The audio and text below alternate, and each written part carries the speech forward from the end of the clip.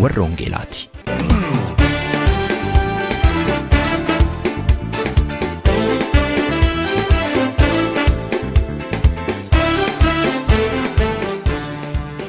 Reediyoon warra Wangeelaa tokkummaa waldoota Oromoo warra Wangeelaa Awurooppaatiin qophaa'e torbanitti si'a tokko guyyaa Sanbata dhaggeeffattoota biyyootii gaanfa Afrikaaf naannoo isaatiif akka lakkoofsa sa'aatii Itoophiyaatti galgala sa'aatii 12 hamma sa'aatii 12:00tti dambalii gabaabaa kiilooheerzii 15,515 yookaanis meetir baandii 19 irratti dhaggeeffattoota kibbaaf giddugaleessa Awurooppaatiif immoo akka lakkoofsa sa'aatii giddugaleessa Awurooppaatti galgala sa'aatii 21 hamma sa'aatii 21:00tti dambalii giddugaleessaa kiilooheerzii 1,355 irratti karaa intarneetaa immoo sululaan karaa www.egradio.org kan isin qaqqabu tamsaasa Wangeelaati. Sagantaalee keenya keessatti tajaajiltoota garagaraatiin kan qophaa'an lallabaaf barsiisa sagalee Waaqayyoo walitti aansee kan isiniif dhiyaatu qo'annaa macaafa qulqulluu dhuga ba'iinsa jireenya namaa ijaaru faarfannaa garagaraa kadhannaaf kabiroonis ni dhiyaatu. Kun reediyoo warra Wangeelaati.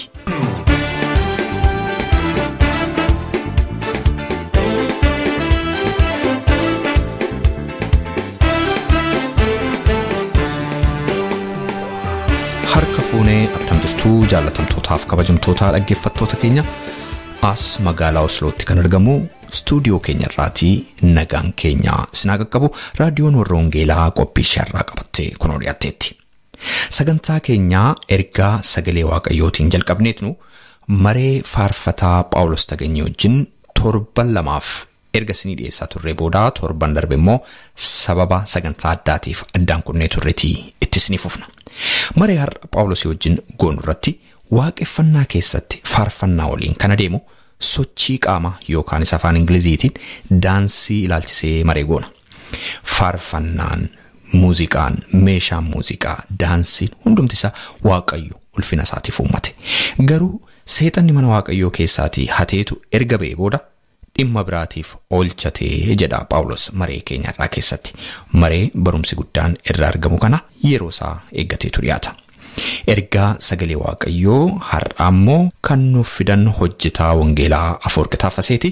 Hojjetaa Wangeelaa Afoorq torbee darbee kutaa 1ffaa ergaa sagalee Waaqayyoo nu eegalanii turan kutaa 2ffaaf isa xumuraasaa har'atti nuuf fufu. Dhumarratti Waaqayyo hojii gaarii siif hojjetaa jedha mata dureen ergaa kana.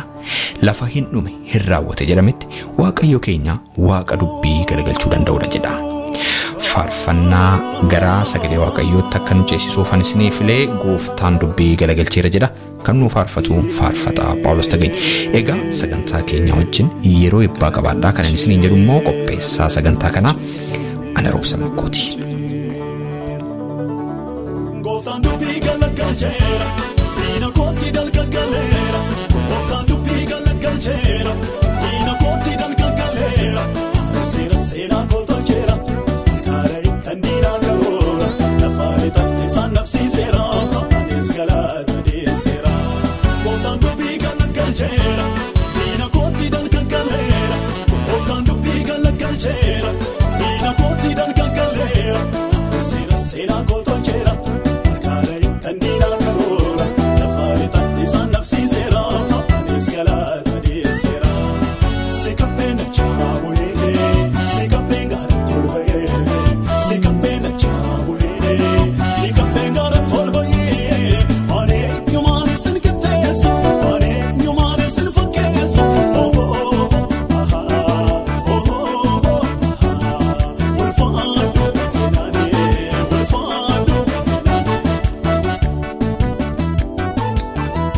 Galanni siif haa ta'u yaa Waaqayyo.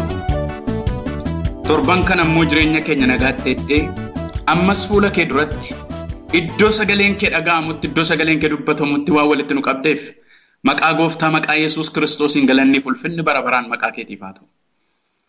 Ammas ati yaa Waaqayyo sagalee nu oolchuu qabda. Sagalee nu gargaaru qabda. Sagalee falmee boolla du'aa keessaa hidhaa du'aa keessaa wal'aansoo jabaa keessaa nu baasu qabda. ammas maqaa gooftaa maqaa Yesuus Kiristoosin jabaa jiraata oolcha sagalee keetiitiin maqaa Yesuus Kiristoosin gara keenya dhufuun jaalala kee haa ta'u. Akkasidha sagaleen kee waa biraa ergan jedhu waan biraa raasin jedhu meeshaa biraa ergan jedhu sagalee isaa ergee isaan fayyise boolla du'aa keessaas isaan baaseedha. Maqaa gooftaa maqaa Yesuus Kiristoosin ammas nutti dubbadhu. Sagalee atamma dubbattu irraa kan ka'e anaaf sabni kun falmamu oolu jiraachuu isa diinni qopheesse irratti mo'icha argachuu akka dandeenyuuf maqaa Yesuus Kiristoosin ati nu gargaari. Sitti kan hin tolle hundinuu maqaa gooftaa Yesuusin caalluma kan jedhe haa ta'u. Ila amma sagalee kee dubbatamu irraa kan akka maqaa Yesuus Kiristoosin hidhaan namoota baay'ee waanjoon namoota baay'ee rakkinni namoota baay'ee maqaa Yesuus Kiristoosin amma yeroo kana hiika kan argate haa ta'u. Ulfinni kee nu gidduutti mul'atu. Sagalee keetiin ati nutti dubbadhu hunduma keenya nu gargaari. Maqaa gooftaa maqaa Yesuus Kiristoosin. Ameen. Amma sirra deebi'ee attam jirtuun isiniin jedha. Torban darbe mata duree kana jedhu irratti walii wajjiniin ilaalleetu turre. Dhumarratti Waaqayyoo gaarii nuuf godha yookaan immoo dhumarratti Waaqayyoo haala hundumaayyuu gara gaariitti deebisa. Mata duree jedhu walii wajjiniin ilaalleetu turre. Haalota ulfaatoo ilmaan namaa dhala namaa mudatan keessumaa ijoollee Waaqayyoo mudatan keessatti. Kanaaf torbee darbe maal ilaalleetu turre Waaqayyoo jenne jalqaba tuqaa tokkoffaa irratti maal jenne Waaqayyoo dubbii galagalchaa. Du'aaf waan dhufe jireenya godha. Dukkana waan fakkaatu ifa godha. Liqinfamu waan fakkaate tutulluutti ol ba'u godha. Yaada jedhu akkasii walii wajjiniin dubbanneetu turre. Tuqaasa lammaffaattan darba har'a. Inni lammaffaan immoo Waaqayyo yemmuu haalli wal xaxaaf dukkanaa fakkaatu.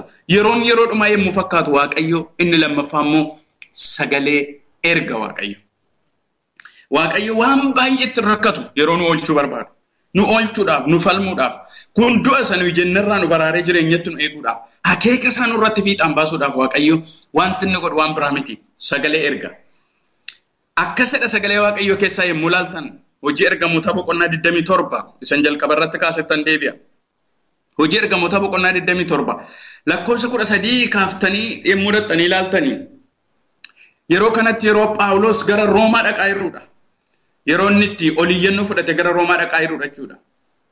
Kanaafuu yemmuu isaanii dooniidhaan deemaa jiran kana doonii sanarra nama 276 tureedha macaafa qulqulluun. Kanaafuu gaafa isaan deemuudhaaf ka'an yoo ilaaltan gara lakkoofsa 11 irratti dhattanii yoo ilaaltani iddoo kana utuu deemuudhaa baanneedha. Waaqayyotti agarsiisee nan Phaawulos akka jedhee dubbata. Garuu jarri isa Phaawulos jedhu dhiisaniitu isa warri kaan dubbatan dhagaanii yemmuu isaan sokkani. Qilleensi laphiin qilleensi qabbanaan gaafa inni qilleensa uuf kan waan gochuuf yaadan waan isaanitti fakkaate itti fufanidha. Kanaafuu akkas jedheetu dubbata. Xinnoo ishee deemanii gaafa dangaruu bubbee hamaan bubbee jabaan inni gara bitaa dhufee munni isaan hunkuru munni isaan raasu argina. Kanaaf of oolchuudhaaf jedhanii wantoota adda addaa godhan mi'a fuudhanii galaanatti darbatanii waan hundumaa godhaniiru. Hundinuu waaqa isaa waameera ta'uu danda'a. Garuu iddoo kana keessatti yemmuu ilaaltanii jettanii jiraachuudhaaf abdiin nuyi qabnu citeetu ture jedha yemmuu barreessu Luqaas. Kanaaf iddoo kana keessatti yemmuu ilaaltan namni hundinuu guyyaa 14 nyaata dhiisee egaa hunduu na jedhee du'a ofirratti guyyaan itti eeguudha. Achi gidduutti Waaqayyo nama tokko qaba sagalee gara isaatti ergeedha. Hojii ergamoota boqonnaa 27 lakkoofsa 21 kaaftanii gaafa ilaaltan Phaawulositti sagalee erge. Yaa Phaawulos hin sodaatin mootiin Roomaa dura dhaabachuudhaaf jirta. Saba amma si wajjin jiran kana immoo Waaqayyo ayyaana isaatiin harka keetti kenneera jedheen. Kanaaf Phaawulos ka'ee dhaabateetu jara nana du'a ooluudhaaf nyaata nyaachuutu sinirra jiraati ka'aa nyaadhaa jedhee ofii isaatii nyaateetti agarsiise. Inni waaqessu inni hojjetaa isaa ta'eef eda ergamaa sanatti ergee sagalee natti dubbateera. Akkuma inni natti dubbate akkuma inni ta'u immoo Waaqayyo kun nama nadhaa'e. Ka'aa nyaadhaa hin duutanii hin jiraattu Waaqayyo sagalee ergeera jedha. Waaqayyo akkas godha. Sagalee erga. Sagaleen Waaqayyo immoo sagalee moototaa caalaa seera addunyaa caalaa waan biyyi lafaa kun bifa kamiin qopheessitu caalaa oolchuudhaaf fayyisuudhaaf falmuudhaaf jijjiiruudhaaf aboof gooftummaa isa qabuudha. Maqaan Waaqayyo bara baraan eebbifamu. Salphaamatti yoon isinitti agarsiise lafti isin irra deemaa jirtan kun sagalee Waaqayyo ta'iidhaan kan inni ta'e. Kanaaf har'as sagaleen Waaqayyo waan inni haa ta'u jedheef aboo sana qaba. Kana beeknee jiraachuun nuuf ta'a. Kanaafuu macaafa qulqulluu mana keenyatti yemmuu dubbifnu yemmuu Waaqayyo karaa adda addaa nutti dubbatu akka sagalee namaatti fudhachuu dhiifneetu sagalee kanan na oolcha. Sagaleen kun na jiraachisa jennee amanuu danda'uun nuuf ta'a. Waaqayyo garuu maal godhaa? Sagalee erga saba Waaqayyo. Iddoo biraatti dhaxxanii yoo ilaaltan kakuu moofaa keessaa immoo macaafa seenaa baraa isa lammaffaa boqonnaa 20 lakkoofsa 10 kaaftanii dhaxxanii mulaaltanii yeroo rakkisaa tokkotu Yoosaafixiin mudate. Inni immoo maa'inni yeroo Mo'aabonni Amoononni warri tulluu Se'iir dhufanii isaan marsanii loluudhaaf hin danda'an turan Yoosaafiix fa'a. Kanaafuu Yoosaafiixi fuula Waaqayyoo duratti kufee yaa Waaqayyo nuyi warra Amoon Mo'aab warra tulluu Se'iir isaan kana loluudhaaf humna hin qabnu. Waan gochuu dandeenyus hin beeknu iji keenya garuu gargaarsaaf gara keduu waa ilaaladhe gara Waaqayyootti yemmuu inni boo'u oobdii mana Waaqayyoo keessatti Waaqayyo akkas godheedha sagalee Waaqayyoo keessaa yemmuu ilaaltan lolli kun kan keessan miti kan kooti waan ta'eef jabaadhaattiin jedheedha. Sagalee dhaga'e kanarra akka oolu gaafa bare Yoosaafiix akka mo'icha argatu gaafa bare Yoosaafiix sagalee Waaqayyo biraa dhufuusaa gaafa baru Yoosaafiix akkas godheedha sagalee Waaqayyoo keessaa yemmuu ilaaltan faarfattoota uffata faarfannaa uwwisee toora galcheetu faarfannaadhaan Waaqayyo guddaadha araarri isaa bara baraan hin jiraate jedhanii faarfataa yemmuu isaan ba'an loltuu diinota kuma hedduu si'a tokkotti Waaqayyo yemmuu lafatti gadi naquutu argina. Saba Waaqayyo sinitti nima dhaggeeffadhaa. Sagalee Waaqayyootu qabdanii kun dhuma kootiin jedhina. Isa diinni jedhuun dhuma kootiin jedhina. Isa dhukkubi jedhuun dhuma kootiin jedhina. Isa dukkanni haala adda addaa isa dinagdeen addunyaa jedhuun dhuma kootiin jedhina. Waaqayyo maal jedheedha? Isa Waaqayyo jedhutu isa namni jedhu isa biyya lafaa jedhu irra caala waan ta'eef ulfinni Waaqayyoodhaaf haa ta'u. Akkuma kana yemmuu laaltani raajii Hisqeel boqonnaa 37 keessa yoo laaltani jireenya hin yaadamne, jireenya abdii hin qabne, jireenya diigama, jireenya facaa Waaqayyo irratti sagalee ergu tokkotu argitu. Lafee faffacaa argeedha Hisqeel. Lafee faffacaa toora isaa miilla gadhiisee harka gadhiisee qaama wal gadhiisee faffaca'ee taa'u mul'ata akkasiitiin arge. Inni abdii saba Israa'el ture. Kanaafuu akkas jedheen Waaqayyo lafeewwan kun deebi'anii jiraatoo ta'uu danda'u reennaan Hisqeel ani kanan beeku. Waaqayyo garuu beeka ture. Waaqayyo garuu sagalee irratti qaba ture. Gaafa Hisqeel ani kanan beeku jedhetu akka jedheen Waaqayyo ilaa qilleensota kana ilaa lafoota kanatti raajii dubbadhu jedhe. Kana booddee lafeen sossokosuu jalqabe. Kana booddee immoo lafee sanatti gaafa inni dubbatu qaama uffatedha. Qilleensota gola arfanitti gaafa inni sagalee dubbatu ammas qilleensi gola arfanii dhufe. Jarri kuni loltuu jaboo ta'an akka isaan ka'an sagaleen Waaqayyoodhaa dubbata. Waaqayyo haa dubbatu malee dukkanni keessan hin ifa. Waaqayyo haa dubbatu malee dukkanni saba keenyaa hin ifa. Sabni keenya Waaqayyoon haa abdatu malee dhugaadha Waaqayyo dukkana saba kanaa hin ibsa. Garuu waan tokkoon isinitti maa dhaggeeffadhaa.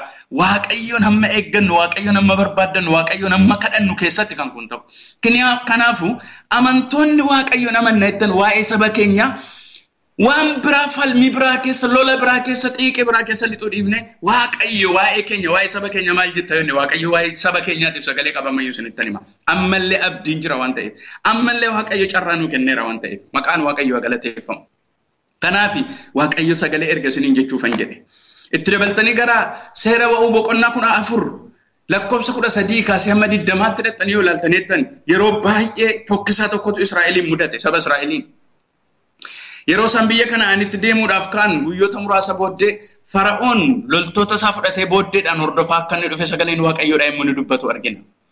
Fara'oon loltoota isaa fudhatee karaa booddee isaanii yemmuu inni dhufu dura isaaniitiin immoo galaan akka sanatti diriiree gaafa ciisu yemmuu isaan oliyyanii gad wacanii dura gaafa laalan nyaatamuudha. Booddee gaafa laalan waraanaan ajjeefamuudha. Yemmuu kana yemmuu isaan gara Waaqayyootti boo'anitu argina. Kanaafi Waaqayyo Museen yemmuu inni gara Waaqayyootti boo'u Waaqayyo Museedhaan waan biraan jenne meeshaa biraa fudhu fiigicha akkasii fiigin jenneen inni sirkaa maali jedheen isuma sirkaa kana galaanicha irratti diriirsi jedheen Waaqayyo waan tokkoon isinitti himu Waaqayyo jecha gaafa ergu sagalee isaa tokkichaan waan kuma meeqan hojjechuu danda'a. Asitti waan laman isinitti agarsiisa. Tokko sagalee tokkicha erge kanaan galaan akka sana isaan sodaachisetu gargar citee yemmuu inni dhaabatutu argina. Lammaffaa immoo sagalee tokkicha inni erge kanaan diinonni isaanii isaan faana dhufanii galaanicha yemmuu lixan sagalee sanaan bishaanuma sanaan immoo yemmuu Waaqayyo diinota isaanii haree sokkisiisitu argina. Sagalee Waaqayyo keessaa yemmuu ilaalu. Kanaaf akkas jedhee Waaqayyo gaafas diinota keessan har'a ilaaltan kana lammataan argitanidha. Maqaan Waaqayyo galateeffamu. Waaqayyo godaannisa malee madaa bara baay'ee. Waaqayyo mee dhukkuba bara baay'ee dhageetti tokko malee Waaqayyo wanta ulfaata bara dheeraa qoma nu qabe mataan itti nu cabe mo'achuu dadhabne keessatti liqinfamne baay'ee si'a tokkichatti jecha tokkittiidhaan bara baraan nurraa kaasuu danda'a. Waaqayyo akkasiituu qabnu Waaqayyo akkasiituu qabdanii garaan keessan hin raafame. garaan keessan bishaan hin ta'in. Isa diinni jedhu isa biyya lafaa jedhuun isa seexanni jedhuun bishaan hin ta'in isin keessatti faarfataan tokko akka jedha. Inni namoonni jedhan kan biraatidha. Inni seexanni jedhu kan biraatidha. Inni biyyi lafaa jedhu kan biraatidha. Ani garuu waan tokkoon qabadhe sagaleen qaba jedhee faarfata. Maqaan Waaqayyoo eebbifamu. Sagalee qabattanii naan sagaleen sun isiniif jireenya. Sagaleen kun isiniif ulfina. Sagaleen kun isiniif mo'icha. Isa Waaqayyo sagalee masaa kanaadha inni sagaleen koo fidalli tokkittiin darburra Waaqniif lafti kun darbuutu irra salphata. Waaqayyotti wanta Waaqayyotti ulfaatu tokkoon isinitti hima. Homtuu Waaqayyotti ulfaatu wanta Waaqayyotti ulfaatu maali yoo jettani sagalee isaa geeddaruudha. Sagalee isaa biraa hafuudha. Kanaaf Waaqayyo maal jedheedha yemmuu haalli isin marsu. Haalli kun maal jedhan jedhina Waaqayyo garuu maal jedheedha. Waaqayyo sagaleedhaan oolcha sagalee erga waan ta'eef. Isa sadaffaa duwwaa dubbadhee tan gara dhaabutti geessa. Waaqayyo akkaataa addaatti isin mul'ata. Maqaan Waaqayyoo galateeffamu. Akkaataa isin hin eegne, akkaataa isin hin yaadnettis hin mul'ata akkaataa addaatti mul'ata Waaqayyo. Kun immoo attamitti yoo jettan sagalee Waaqayyoo keessaa iddoo tokkoon isinitti agarsiisuu barbaada. Wangeela Maatiyos boqonnaa 14 lakkoofsa 22 kaasee hamma 33tti hidhattanii gaafa dubbiftan sagalee Waaqayyoodhaa akkasidha. Bartootaan gamatti ce'aa jedheetu bartoonni ce'uudhaaf gaafa isaan ka'an jedhani bubbeen dhaangalaan irratti ka'ee yemmuu isaan hunkuraman yemmuu isaan jiraachuuf abdiin isaanii cituutu argina. Ce'aattiin jedheera akka gooftaa Yesuus bidiruu isaanii keessa duukaan jirra beeku. Kanaafuu wachuu duwwaadha, iyyuu duwwaadha, amantiidhaaf silaa isaan eegee dadhabeera. Kanaafuu akkas jedhanidha. Gooftaa Yesuus Kiristoos gara halkan walakkaa dha'aa sanarra adeemaa gara isaanitti achi as dhufee dubbata dubbii Waaqayyoodha. Kanaafuu ekeraadha seenii yemmuu isaan sodaatan innoo ana jedheedha. Innoo anaan sodaatinaa jennaan sitaanaan na waame jedhee Phexrosidha. Galanni Waaqayyoodhaaf haa ta'u. Kanaafuu akka ittiin dhufeetu innoo ana jennaan haadha isaayyuu isaanitti nyaatan jedhanii sodaatan Phexros tokko lama innis akkuma nama lafarra deemuu galaanarra deemutti ka'edha. Takka dhee sodaatee yoo nyaatame iyyeeyyu. Kanaaf maal isiniin jechuufanii Waaqayyo akkaataa addaa akkaataatti dhufu akkaataatti naaf dhufe akkaataatti siif dhufe akkaataatti nama biraaf dhufetti dhufuu dhiisuu danda'a akkaataa addaa immoo qaba Waaqayyo bara hundumaatti akkaataatti mul'atu akkaataatti hojjetu addaa qaba waan ta'eef. Kanaafuu carraa Waaqayyo isa guddaa eeggachaa Waaqayyo wajjin akka jiraannu Waaqayyo nurraa hin barbaada. Waaqayyoon dhaggeeffachaa Waaqayyo wajjin akka adeemnu Waaqayyo hin barbaada. Sabab isaa akka inni itti yaadee murtoo godhu namni qoree biraan ga'uudha. Abbaan ergaa Roomeedhaa barreessu. Akka inni itti yaadee murtoo godhu akkaataa hojii isaatii gadi fageenyaan inni hafuura isaati yoo nutti mul'ise malee namni ofii isaati qoree biraan ga'u. Kanaaf saba Waaqayyo waan tokkoon isinitti hima. Dhumarratti akka diinni jedhen ta'u jireenyi keessan. Dhumarratti akka dhukkubi isiniin jedhen ta'u. Dhumarratti akka mootummoonni addunyaa jedhan hin ta'u. Dhumarratti akka inni mootii waaqaaf lafaa waaqa keessan gooftaa keessan abdii keessan ta'e jedhetu ta'a jireenyi keessan. Kanaafuu kana beeknee kana abdannee Waaqayyo wajjin deemuu akka dandeenyuuf Waaqayyo ayyaana isaa isa bara baraan jiraatuun anaaf isiniin hunduma keenyaa gargaaru. Waaqayyo isa dhageenya sagalee isaa nuuf eebbisu Waaqayyoon galateeffanna. Galanni siif haa ta'u yaa Waaqayyo. Ammati isa sodaannuun akka nu hin nyaatamne akkuma Abrahaamiin jette. Innati sodaattu sin dhaalu jetteen. Dhugaadha dhukkubni ofirratti sodaannu. Haalli bara keessa jiraannu nu ofirratti sodaannu. Seexanni nurratti labsanne nu sodaannu nu nyaatu. Sagaleen nurratti jabaatee dhaabatu. Sagalee isatti nutti dubbatteedha. Maqaa gooftaa maqaa Yesuus Kiristoosiin amma kanan si kadhadhu yaa Waaqayyo. Gara kee ilaalu, gara kee dhaggeeffachuu, si eeggachuu akka dandeenyuuf maqaa Yesuus Kiristoosiin ayyaana keetiin ati nu gargaare. Sabni keenya, sabni miidhame kun, sabni bara baay'ee waan itti ulfaate kun gara kee ilaaluu akka dandeenyuuf yaa Waaqayyo. Hidhaan keenya siin hin hiikama. Waanjoon keenya siin hin caba. Dukkanni saba keenya siin hin ifa. Dhuunfaatti dukkanni gidiraan nuyi qabnu kun hin hiikama. Maqaa gooftaa maqaa Yesuus Kiristoosiin waaqarraa nu mul'achuun, nuuf oowwaachuun, jira nuun jechuun isa waaqarraa jaalala kennuufa. Akkati nu dhageessu, akkati nuuf dhuftu, akkati jecha kee ergitu, akkati dubbii galagalchitu beeknee si wajjin deemu, si wajjin tarkaanfachuu akka dandeenyuuf ayyaana keetiin nu gargaara. Afaa baraaf jireenya keenya hundumaa irratti ulfaatu maqaa gooftaa maqaa Yesuus Kiristoos isa jiraataatiin. Ameen. Gooftaan dubbii galagalcheera, diina kootti dalgagaleera. Gooftaan dubbii galagalcheera, diina kootti dalgagaleera. Seera seera kootolcheera, harkaaree kan diinaa karoora. Lafaanii ta'e isaan nabsiiseera, afaanis galaata deesseera. Gooftaan dubbii galagalcheera. Diina kootti dalgagaleera, gooftaan dubbii tolchera Mina koti dal gagalera Sera kotolchera Arkale kandina karora Dafarita isan nafsi sera Escalata di sera Sikapena chawe Sikapenga tolbe Sikapena chawe Sikapenga tolbe Ane nyumani sinketeso Ane nyumani sinfakeso Kun reediyoo warra Wangeelaatii sagantaan keenyaa itti fufa. Meetir baandii 19 yookaan immoo kiiloo heerzii 15,515 irratti guyyaa sanbadduraa galgala sa'aatii 12 amma sa'aatii 12:00 kan isinii darbu tamsaasa kana YouTube irratti, SoundCloud irratti, karaa Facebook akkasumas immoo karaa websaayitii keenyaa hordofuu dandeessu. Websaayitiin keenyaa maqaansaa www.uoece.org jedhama. Irraan isinii deebi'a.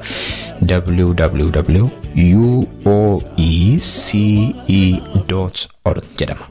Dhaggeeffattootni keenyaa biyya Ameerikaatti argamtan immoo itti dabalaan bilbila tolaa 518-24-722 irraan deebi'a ammas 518-24-722 bilbiluudhaan nu dhaggeeffachuu dandeessu. Amma kallattiidhaan gara maree faarfataa Phaawulos wajjin jalqabneettan isin dabarsa.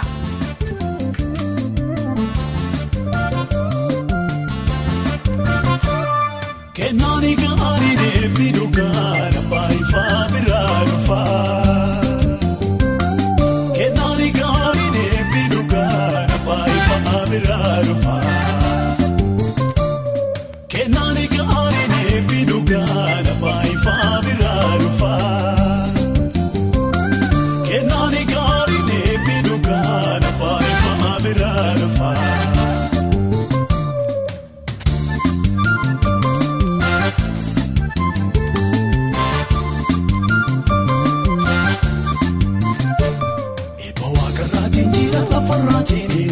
Sera badadu masarana fiskolera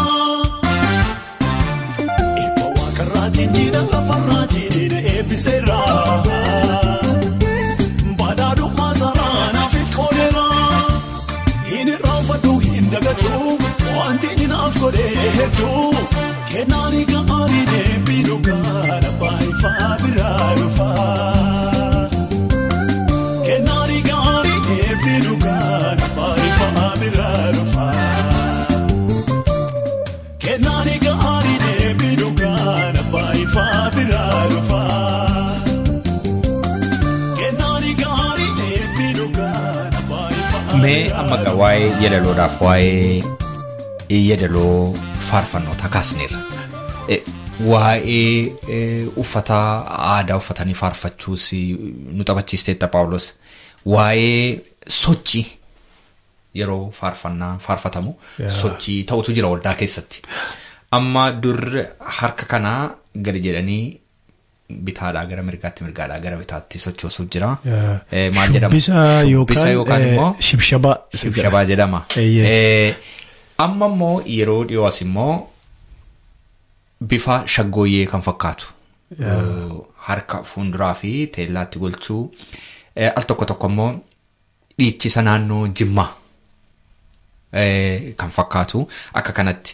Amma inni kun yeroo wantoota haaraan akkasii introduced ta'an faarfannaa keessatti attami ilaalchi namootaa, attami waldaan kiristaanaa akkamitti simatti kana akkamitti immoo jalqabe kun meenatti. Isa kana Waaqayyoof galanna ta'u ijoollee kaayyootu jalqabe.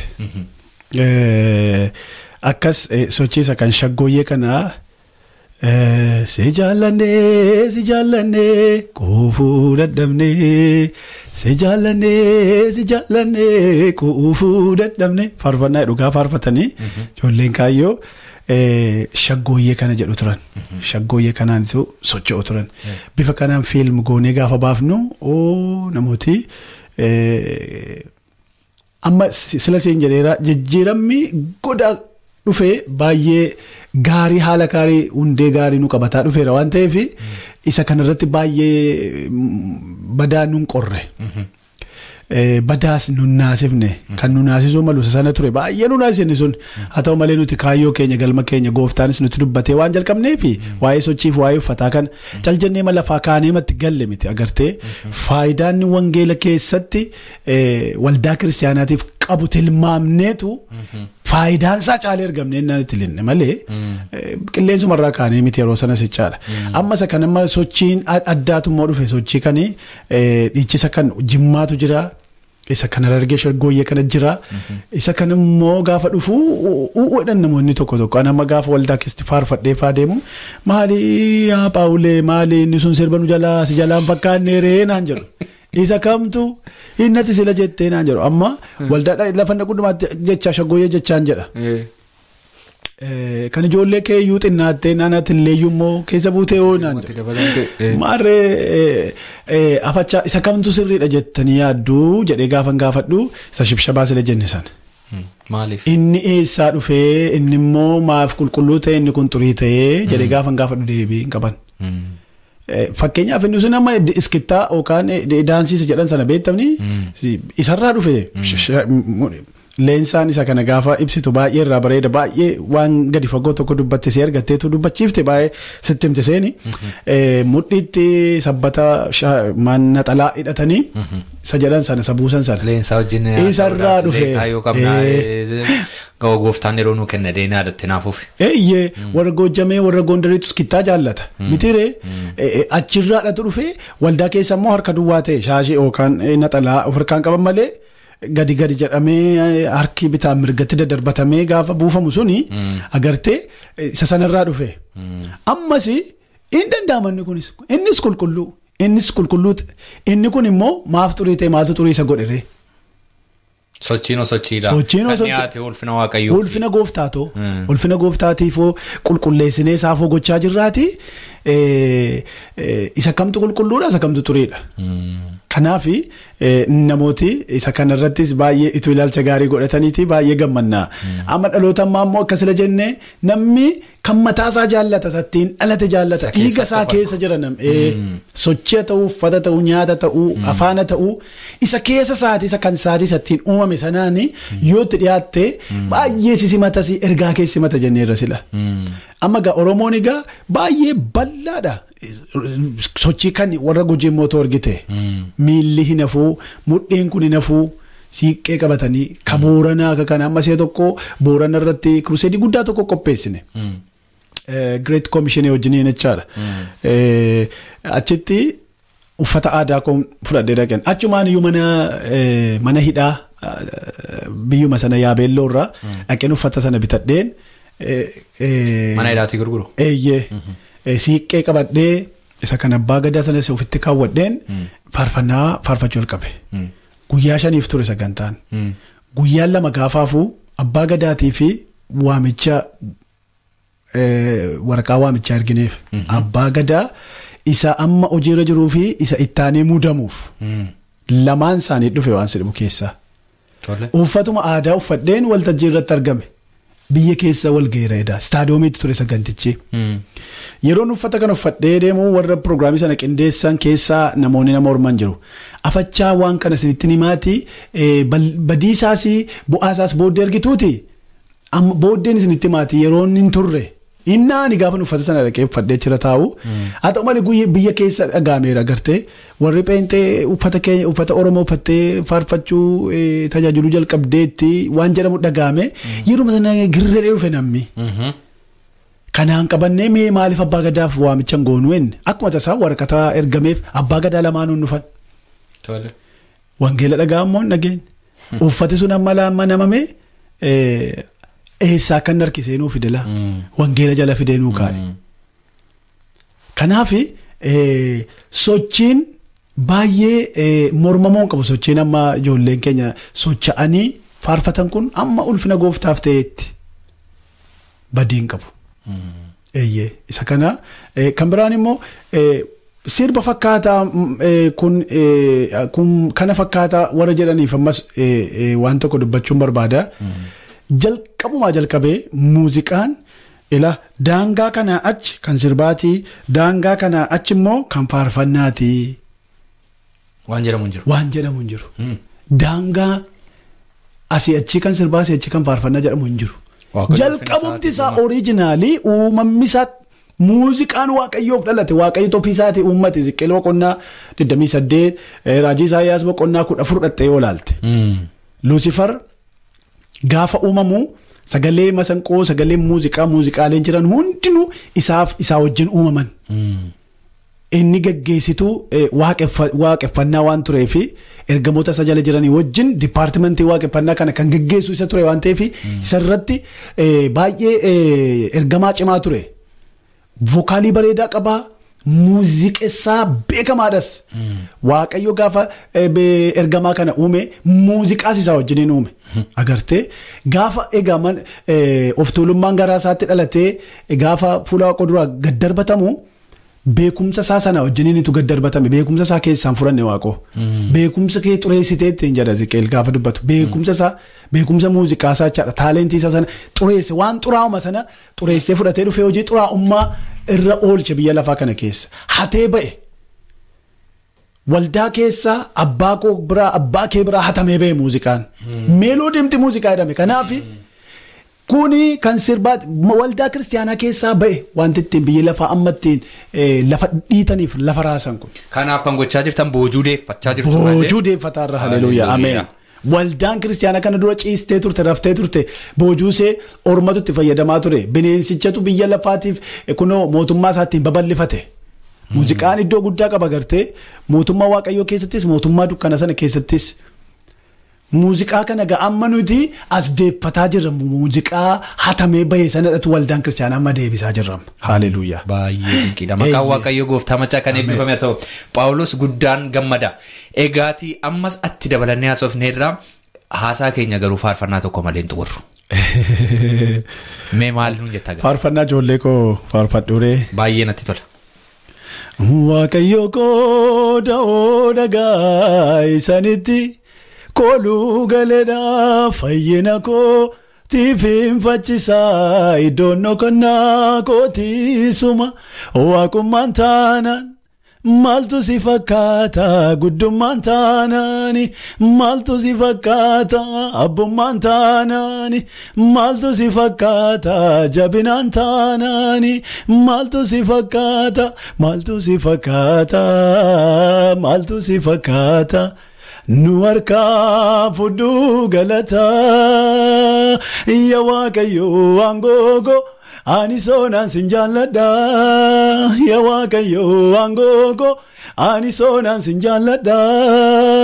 jaalladha kattaakoo sin jaalla masaraakoo sin jaalladha oolchaakoo sin jaalladha yesuuskoo si jaallannee koofuu dadhabnee si jaallannee koofuu dadhabnee si faarfannee koofuu dadhabnee si faarfannee koofuu dadhabnee addadhaa jaalalli kee addadhaa ulfinni kee addadhaa jireenyi kee addadhaa waaqummaan kee haa eebbifamu maqaan kee dabalee daddabalee haa eebbifamu maqaan kee dabalee daddabalee yaa waaqayyoo aangoo ani soonaan sin jaalladha yaa waaqayyoo aangoo ani soonaan sin jaalladha kattaakoo sin jaalla masaraakoo sin jaalladha oolchaakoo sin jaalladha yesuuskoo. Waaqayyo keenya kattaa keenya waaqayyo keenya oolchaa keenya waaqayyo keenya masaraa keenya isa nuti kooluutti galleedhas. Haleluuyaa. Phaawulos Tagaanyichaa ammallee irra deebi'ee maqaa dhaggeeffattoota sagantaa kanaan guddaan si galateeffadha.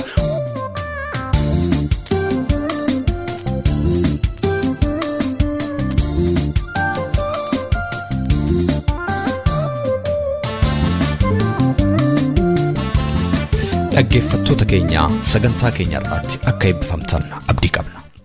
Waa'ee sagantaa keenya gaaffii yookaan yaada yoo qabaattaniif karaa teessoo xalayaa keenya rww@tevelingsvine13 1081 Oslo Norway jedhaatiin nu barreessaa yookaanis karaa iimeeyila keenya raadiyoowwarrawangeelaa@gmail.com jechuudhaan nu qunnamaa. Torbee sagantaa biraatiin hamma walitti deebinutti nagaa Waaqayyootiin